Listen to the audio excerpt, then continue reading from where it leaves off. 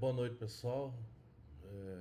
Hoje apresentar o projeto que a gente implementou, né, em relação ao uso de algoritmo genético. E inicialmente como eu já havia trabalhado com o dataset diabetes e eu achei o primeiro tema bem interessante, principalmente que hoje eu busco mais um entendimento em relação ao funcionamento real de como os algoritmos funcionam por trás, né? E para mim foi uma experiência bem interessante fazer esse projeto. Então, vou apresentar um pouco aqui a estrutura do projeto. Então, eu tenho a parte da pastinha de arquitetura, né? Aqui onde tem o arquivo contendo as informações arquitetural, o arquivo env, a pasta env, na verdade, não o arquivo, né? A models, onde eu tenho os dois modelos, na verdade o modelo que eu criei que está em formato Keras e o scaler dele. Tenho a pastinha de notebooks, tem o arquivo Jupyter, né? Daí aqui já dentro do projeto em si mesmo, eu, eu, eu criei o projeto que eu criei em forma de API, então tem. Essa é a API de predição, arquivo de configuração do projeto. Eu deixei todas as informações de configuração dentro desse arquivo. A pastinha de data, onde tem o CSV do arquivo de diabetes, mesmo dataset, e um arquivinho que eu criei para fazer a leitura de arquivos. Aqui o GA, que é realmente a pasta onde faz o algoritmo genético. LLM, que é a pastinha que faz a parte de processamento de linguagem natural. Aqui na pasta model tem o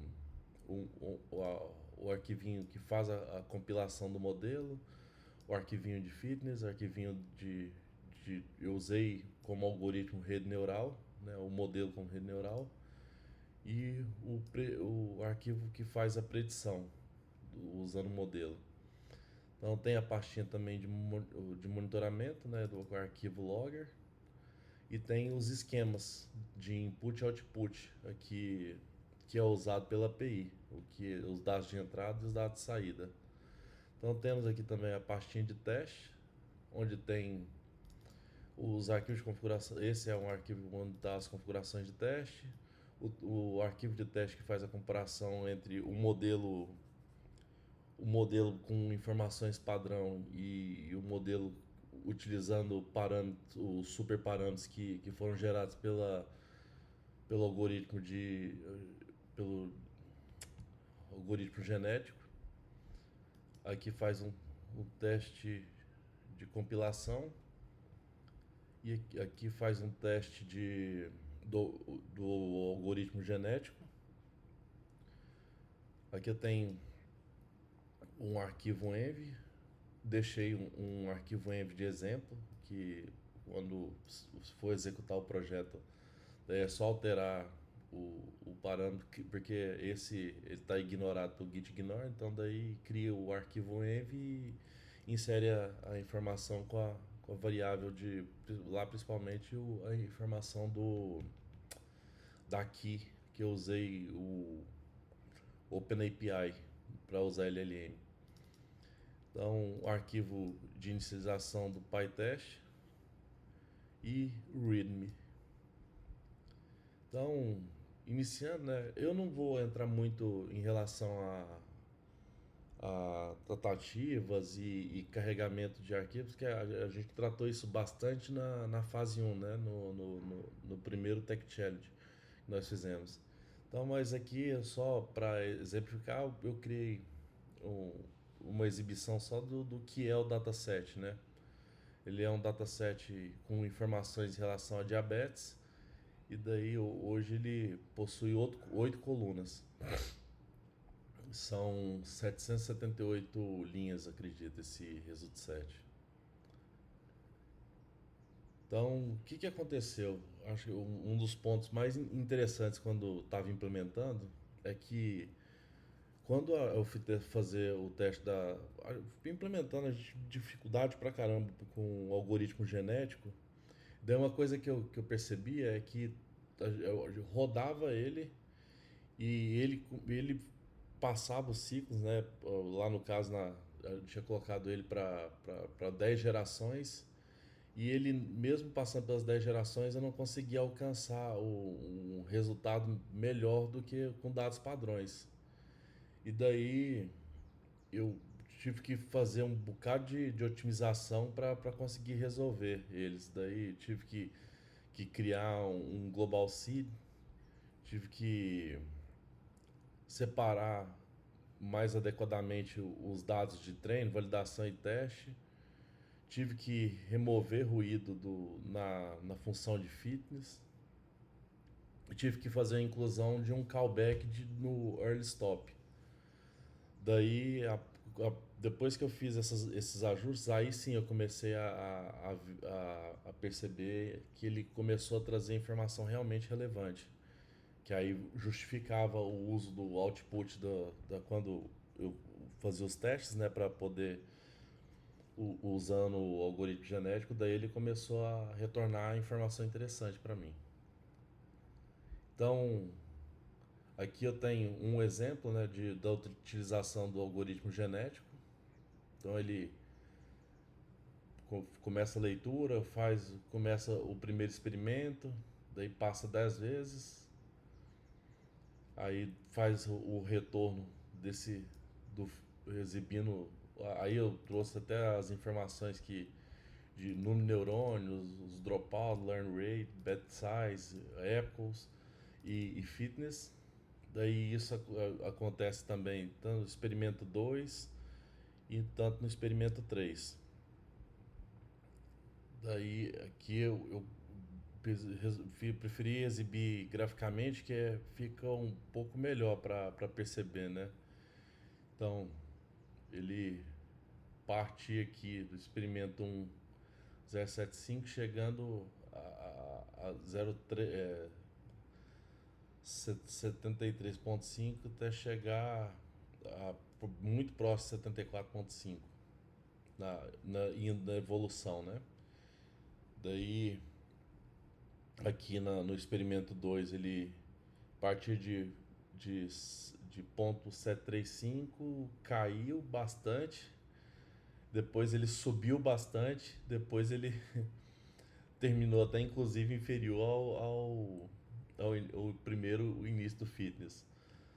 No experimento 3 foi onde a gente conseguiu chegar na maior evolução, no ponto mais alto, e ele baixou depois estabilizou. Daí, que eu acabei optando pela utilização do experimento dos dados retornados do experimento 3 para poder comparar com o algoritmo usando dados padrões, os super parâmetros com informações padrões. Aí eu fiz uma comparação entre experimentos. Como é muito próximo, é 7,0745, se a gente for ver aqui, o que chega é tão próximo que acaba que a barra não ficou tão legal para exibir. Mas dá para ver as diferencinhas aqui, ó, a gente consegue perceber. Daí, esse é um gráfico de distribuição do fitness. E aqui é melhor fitness por experimento. Daí, aqui eu deixei no notebook bem explicado todos os pontos que eu passei. Eu não vou ler eles porque vou acabar alongando muito no vídeo. Vou tentar ser mais objetivo. Eu estou percebendo que o tempo está passando bem rápido e eu vou acabar não tendo tempo suficiente. Então, aí depois eu fiz uma análise comparativa entre a execução do modelo com parâmetros, já a execução em si mesmo do modelo com parâmetros padrão e evolução usando superparâmetros que foram gerados através do algoritmo genético. Então, esse ficou muito interessante, que aqui eu fiz um gráfico de comparação das métricas, Então a gente percebe que o modelo padrão é sutil, mas já é uma diferença, né? Aqui a gente consegue perceber que o azul é com dados padrões e o algoritmo genético é o laranja. Então aqui tem os comparativos de recall e F1. Também a gente consegue perceber sempre um melhor resultado com o algoritmo genético. E uma comparação de fitness global entre o padrão e o genético. Parece grande a diferença, mas a gente está trabalhando com 12, 0,12. É um ganho, né? Ah, aqui é um ganho, um gráfico de ganho percentual em métricas. Aí, ó, a accuracy a gente teve quase um. Esse aqui, o recall, deu um ganho bem alto de 3,5. O F1 teve um ganho de próximo de 2,5 e o fitness teve um ganho de 2 ponto alguma coisa. Então foi interessante. Aqui é um teste em relação ao LLM, né? Daí vou falar mais sobre o score geral de qualidade. Então ficou, ficou bem interessante. Aqui tá, a resposta está bem estruturada no contexto médico. A resposta genérica e culta está penalizada certinha e a método funciona como filtro automático de qualidade clínica. Aí aqui tem um gráfico de comparação do Bleu versus o score geral. E aqui a gente tem a densidade de termos médicos. Aí ele demonstra uma alta qualidade com resposta genérica bem baixa.